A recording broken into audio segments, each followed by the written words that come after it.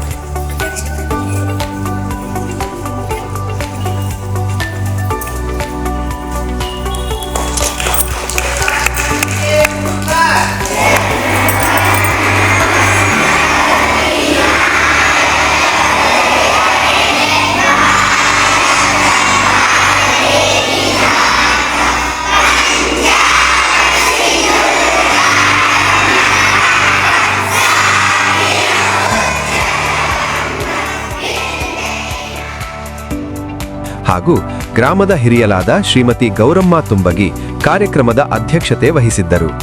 ಶಾಲಾ ಶಿಕ್ಷಕಿಯರಾದ ಶ್ರೀಮತಿ ಮಹಾದೇವಿ ಭಜಂತ್ರಿ, ಗೀತಾ ವಂದಾಲ, ನಿಂಗಮ್ಮ ಎಮ್ಮೆಟ್ಟಿ, ರೇಣುಕಾ ಭಜಂತ್ರಿ, ಸುಮಾ ನಾಡಗೌಡ, ಸವಿತಾ ನಾಯಕೋಡಿ ಹಾಗೂ ಅಡುಗೆ ಮತ್ತು ಶಾಲಾ ಸಿಬ್ಬಂದಿ ಉಪಸ್ಥಿತರಿದ್ದರು.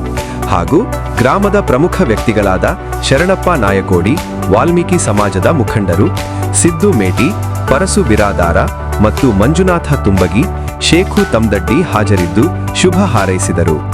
ಈ ಶಾಲೆಗೆ ಅವಶ್ಯಕತೆ ಇರುವ ಹಲವಾರು ಸಾಮಗ್ರಿ ಕಾಣಿಕೆ ರೂಪದಲ್ಲಿ ನೀಡಿದ ಶ್ರೀಮತಿ ಗೌರಮ್ಮ ತುಂಬಗಿ ಹಾಗೂ ಅವರ ಪುತ್ರ ಮಂಜುನಾಥ ತುಂಬಗಿ ಕುಟುಂಬಕ್ಕೆ ಶಾಲಾ ಸಿಬ್ಬಂದಿ ಮತ್ತು ಆಡಳಿತ ಮಂಡಳಿಯ ಪರವಾಗಿ ಮುಖ್ಯಸ್ಥರು ಉಪಸ್ಥಿತರಿದ್ದು ಶುಭ ಹಾರೈಸಿ ಗೌರವ ಸಮರ್ಪಣೆ ಸಲ್ಲಿಸಿದರು.